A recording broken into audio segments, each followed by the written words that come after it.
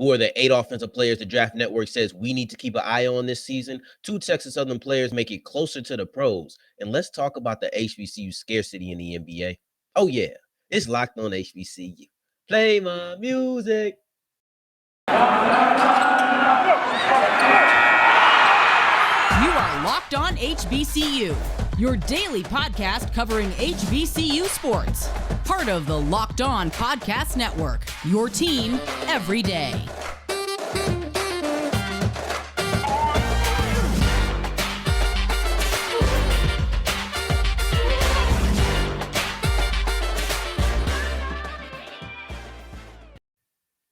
What's going on, family? Welcome back to another episode of the Locked On HBCU podcast, your number one daily one-stop shop for everything HBCU athletics, Monday through Friday, part of the Locked On Podcast Network, your team every day. And I, of course, am Darian Gray, a.k.a. the Mouth of the South, Texas Southern alum and former TSU Herald Sports editor. Thank you for going on this journey with me, making Locked On HBCU your first listen of the day every day. And today's episode is brought to you by BetOnline. They have you covered the season with more odds, props, and lines than ever before.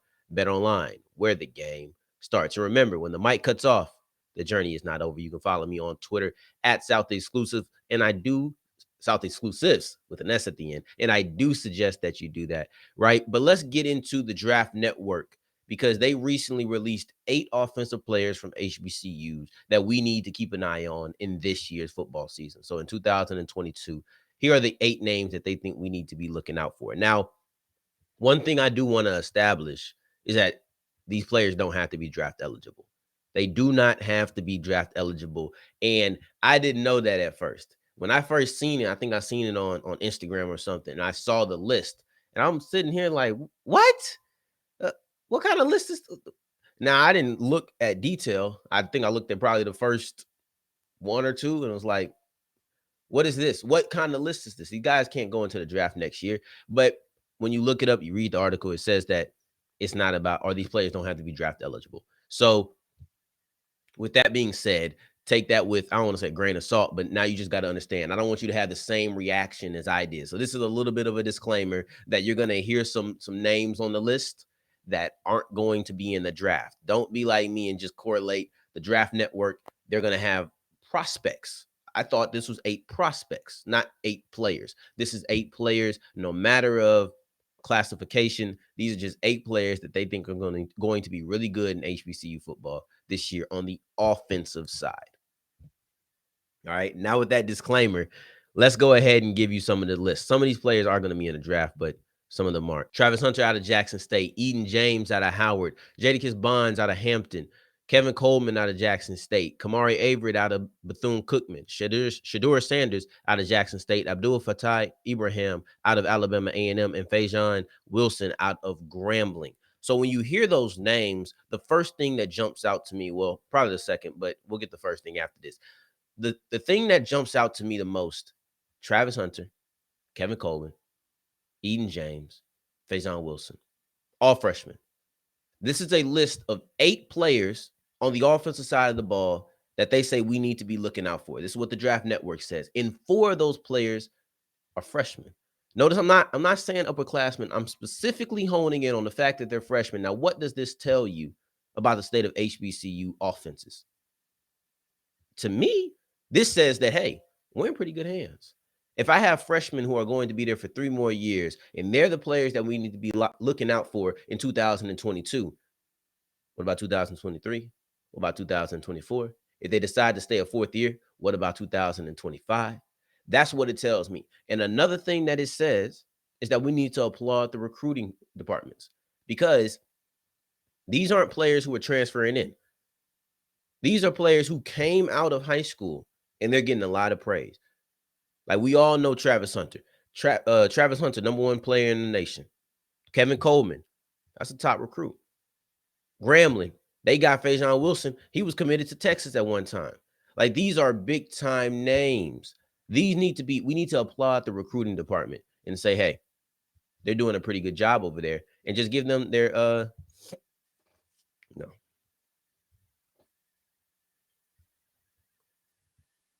You have Travis Hunter out of Jackson State, Eden James out of Howard, Jadakis Bonds out of Hampton, Kevin Coleman from Jackson State, Kemari Averett out of Bethune-Cookman, Shedeur Sanders out of Jackson State, Abdul-Fatai Ibrahim out of Alabama A&M, Phaizon Wilson out of Grambling State.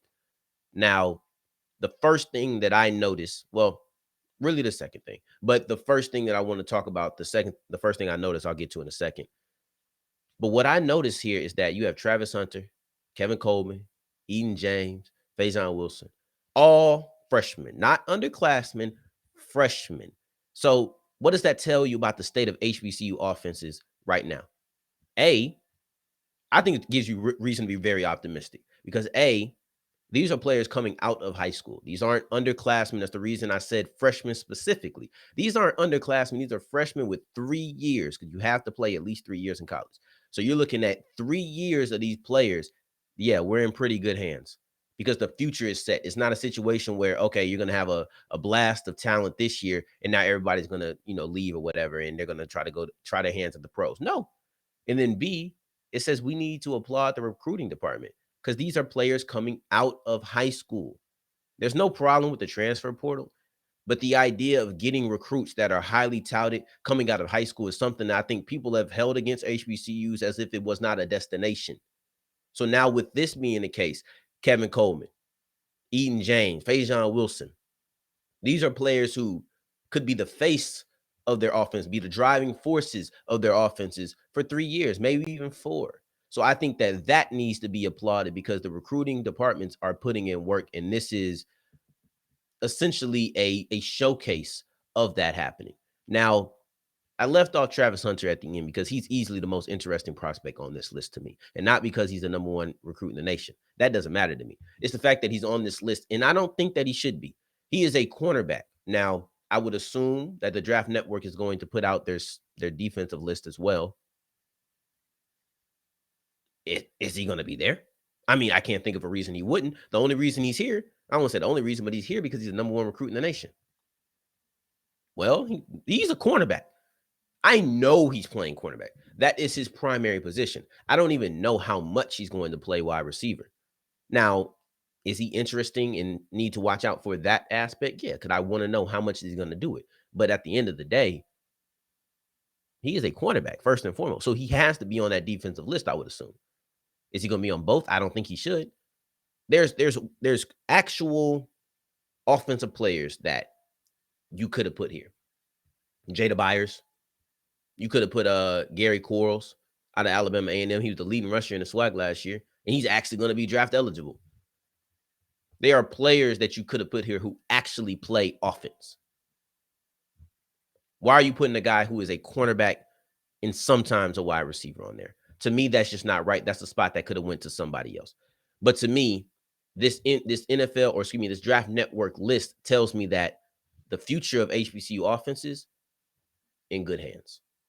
And then, of course, you have Averett, who they applaud for being a big body tight end, more of a modern day tight end. You have Bonds, who they actually think could be the best prospect in the draft this year from an HBCU. And they applaud his performance versus Liberty, where he had 8 catches, 144 yards, and then also 2 touchdowns.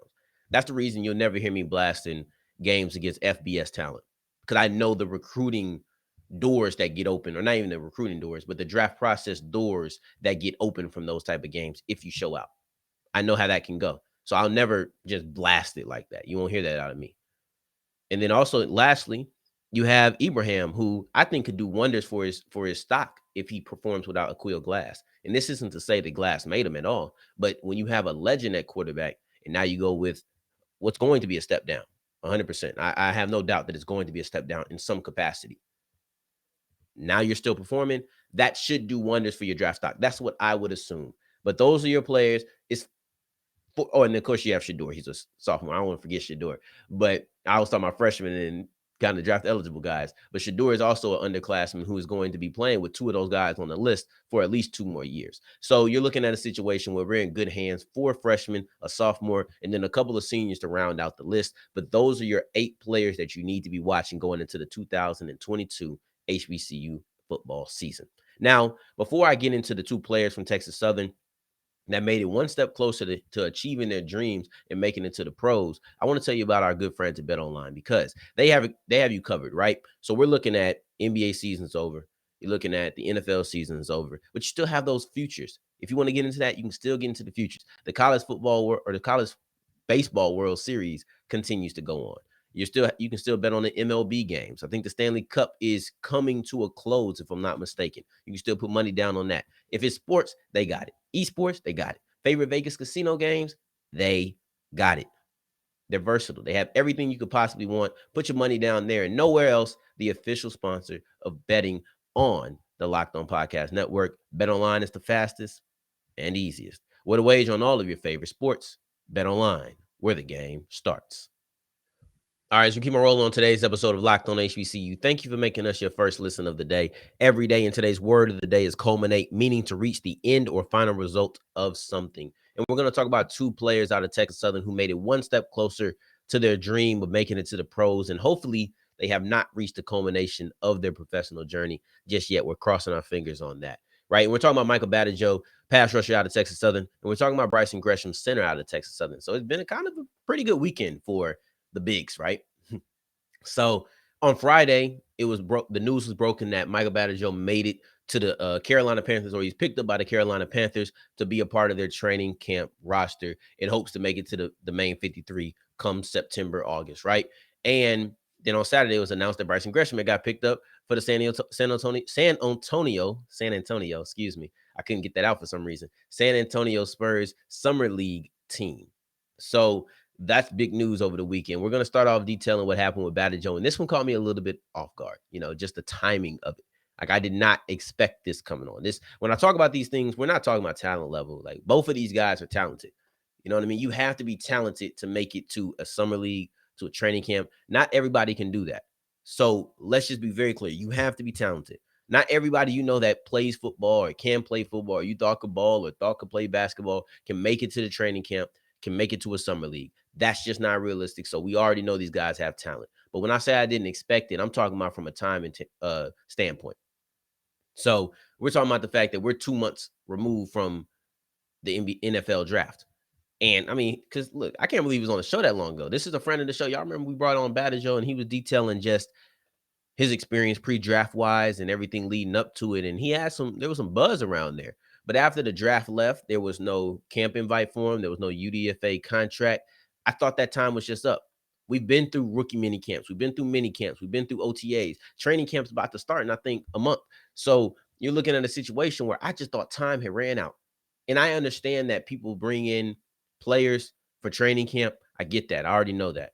I just hadn't heard much buzz about what was going on with Badejo. I guess I could have seen it coming a little bit because he did work out for the Seahawks earlier last week. And then the news broke on Friday that he was signed by the Carolina Panthers. But it just wasn't much buzz. So I didn't think too much of it. I just did not think too much of it. But hey, shout out to him. I'm happy for him. Like I said, friend of the show. I'm glad that he did that. And can we make some noise for Coach G? Can we make some noise for Gerald Huggins, who actually broke the news that Badejo was going to Carolina? I had to let him know, like, man, you out here breaking news. I was talking to, I didn't even know that was your bag.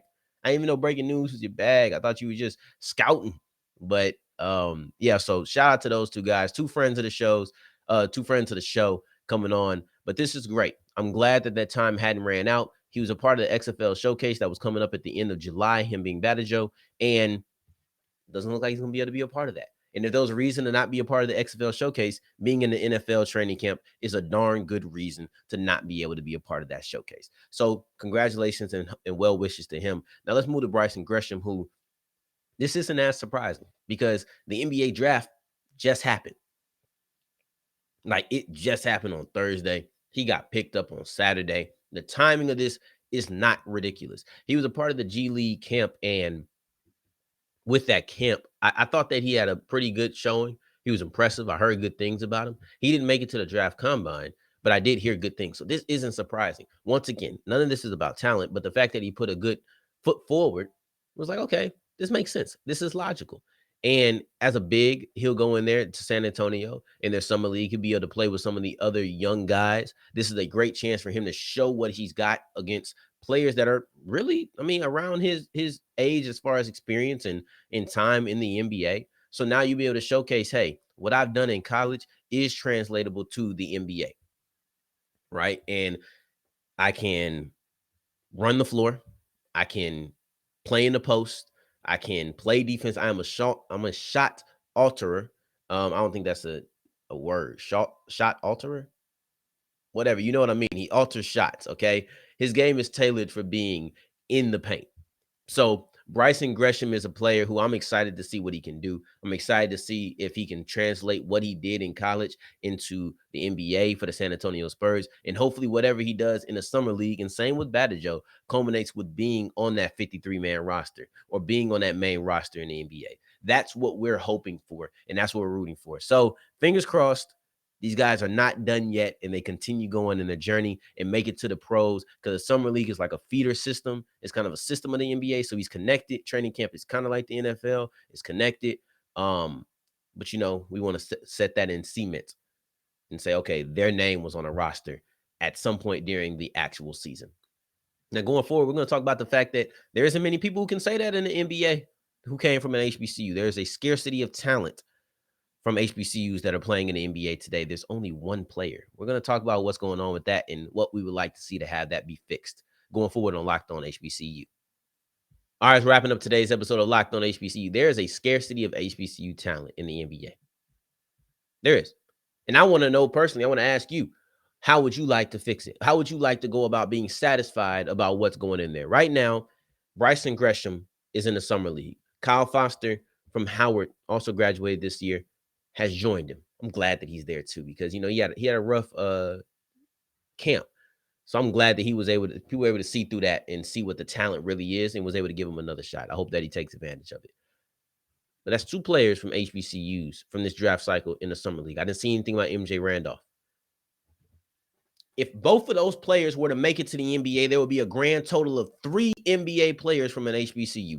3. If you do the math at 3, remember, we're taking the highest. We're taking the most optimistic point of view. If you take those 3 players and you get the percentage, that's less than 1% of NBA players who are from an HBCU.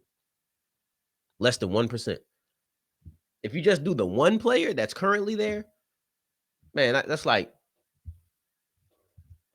0.2%. That's how low that total is. There's not representation. There isn't. And this is not a shot, because Robert Covington has crafted out a pretty good career. If we're going to be honest, he's been around for about 10 seasons, been a double-digit scorer for the majority of his career. We're talking about, like, I think he's been in the league 9 years total. 7 of those seasons, he's been a double-digit scorer. He's crafted out a career, man, and this is good. But he's the only player from an HBCU. The only one. And it's crazy to me how much that like in basketball, like not just the NBA, we're going to hone in on the NBA, but in basketball, there just is not HBCU players. It isn't. When Amisha Williams-Holiday got drafted, it was a big deal, because I think it's been like 20 years since when they got drafted. Ain't been an HBCU player in 20 years. Well, guess what? She got cut before, and there's going to be a 21st year that there's not one playing. Robert Covington is the only one. He's been around since 2013, and he's been the only one for the majority of that time. 1%, less than 1% if you get all 3. So what are we trying to do about it? What are we trying to do about it? Because I look at this, and it's an issue. I don't want to compare NFL and NBA struggles. I don't want to do that, because the NFL struggle and the NBA struggle, they both have their own individual struggle. There's no need to compare. I can't think of the percentage-wise, but I can tell you that, do I think there's enough in either league? No. But I'll say that the one player that's out there that really jumps off. There's 32 teams. I don't care about how many players are on the roster. There's 32 teams in the NFL. There's 30 teams in the NBA. Only one. Now, and I'm not trying to sit here and say that HBCU players need to run the world. I'm not saying they need to be top 10 draft picks. I'm not saying any of that. All I'm saying is that the fact that over the last, let's just say, decade, there's been a tops of 2 players from HBCUs in the NBA. That feels a bit surprising. And that's an issue. That's an issue, period. And we'll confront that on all fronts. Like, we will. Robert Covington has been in since 2013. The last NBA player to be drafted from an HBCU was 2012. The last player, now we're going to get to other than Robert Covington. Now, Other than Robert Covington, the only NBA player or HBCU player to play in the NBA was Zach Lofton out of Texas Southern, of course, right? Of course, if there was going to be one, it was going to be TSU. I mean, whoever doubted that? Whoever doubted that? But that was somewhere in the last 5 years that he actually stepped on the court in the NBA, not the G League, but in the NBA. Because I remember playing him or seeing him play at Texas Southern. He was good, man. Like that. That was a good player. I remember that. I think that was one of the better players I've seen at TSU. And he was SWAC player of the year, but he played a couple of games. That's it. No seasons. Brison Gresham, Kyle Foster, I wish them the best. I hope they make it. I'm happy for them. This is the problem. What do y'all want to see? Is it G League players? Is that something that will keep you satisfied a little bit? Is it I doubt it. I really do. Is it getting drafted? I don't know. Like what do you want to see to be satisfied about what's going on? Is it a situation where an HBCU player gets drafted and now you're happy? Honestly, I'm gonna be honest with you. I'm gonna be completely honest with you. I think that would shut up a lot of people. I really do. I don't think it's satisfactory. I don't think it's what should be most important, but I think it would make a lot of people stop talking. When Amisha Williams-Holiday got drafted, it was a big deal, deservedly so. She was cut, and I don't think she made the preseason. That should have been a big deal too. Like the idea that, and I'm not saying like, please don't get this twisted. If you a WNBA person, you checking this out, or you an NBA person, you checking this out, and you're not invested in HBCU. I'm not trying to sit here and clamor and be like, man, how dare they not see the amazing or like the number one overall pick talent of these people. I'm not trying to say that.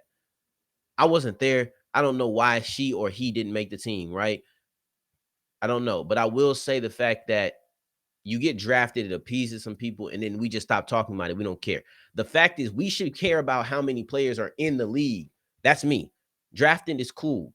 Drafted is cool. I get it. We had the whole Marquise Bell, Isaiah Land thing because they wasn't drafted. But about making it to the league is the prime concern. That should be put first and foremost. I believe that if it's not, if you get drafted, great. If you're not on the team, I'm still complaining because there's one player there right now. There's only one. And to me, I think 5 is a solid number. That gives that's still barely any. But 5 is a pretty good number. And not because it's my number. I just think that's a solid number of players to be in the league. You know, I don't know if there's 32 HBCU players in the league, in the NFL. I don't know. But I think 5 is a solid number as far as players who are going to be on the floor. It's representation. It's a start. And then hopefully as time goes on, you start to build. But I think 5 is a solid number just to start off with on the roster. To do this, I think you need more high recruits coming in because NBA is easy to fall in a shuffle. It's very easy to just fall into the shuffle. We need to do a better job probably of promoting it. We don't clamor for basketball like football. I mean, I don't know if I think that's a problem or not because I'm a football guy first and foremost, right? So I'm not going to clamor for basketball how I do football, but we don't, and we need to at least acknowledge that. Like whether we want to change it or not, you got to at least acknowledge that the treatment of basketball and football is completely different amongst people who are, you know, fans. It just is. If you're a fan of both, most people I know who are a fan of both, like really fans of both and really like both, like football more, or at least talk about football more. Who's the NBA prospect out of the HBCU this year that we're clamoring for getting drafted? There was none. There wasn't. There wasn't any who was like, man, that dude don't get drafted. We're disappointed. And no disrespect. I didn't hear that about Brison Gresham. I didn't hear about Kyle Foster. I didn't hear that about MJ Randolph. I just didn't. Those players didn't command that kind of conversation this year. And if we want to complain about it, we should have players who we feel that way about. Honestly.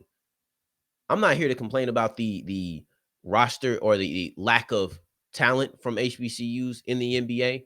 I'm here to address it and say this is what it is. This is probably some of the concerns or some of the reasons for it. You know, I think we need to have some higher recruits who come in, and it's harder to lose them in the shuffle. If Mikey Williams comes to an HBCU, he's not getting lost in the shuffle. I just think that that's something that needs to happen. Now, I'll throw out this one little alternative and see what you think.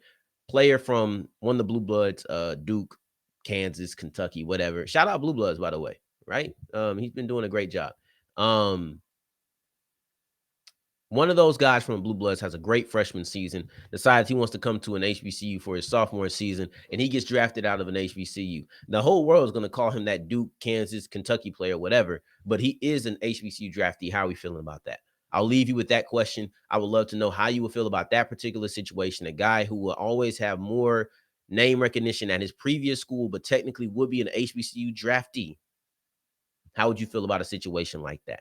All right, let me know in the comments below. Continue making us your first listen of the day. Every day I'm going on vacation, guys. So I will not be here on Wednesday. I'll try to get back to you on Friday for our feature Friday episode in the first day of July. But we will not have an episode on Wednesday or Tuesday. Okay. So don't be expecting that. Don't be looking out for that. But I will try to get back to you guys on Friday. If I can't, make sure that you'll follow me on Twitter at South Exclusives. I will let you know. And for your second listen of the day, make sure you're checking out the conference shows Locked on ACC with Candace Cooper, friend of the show. It's always my show of choice. Sorry, everybody else, but come on, man. Coop's one of the best out here doing it. And no disrespect to anybody else. All love to everybody, man. But make sure you're doing that. And in the meantime, in between time, if you're looking for me, you can find me on Twitter at South Exclusives. Until the next time that we hear each other, family, take care, stay blessed. Peace.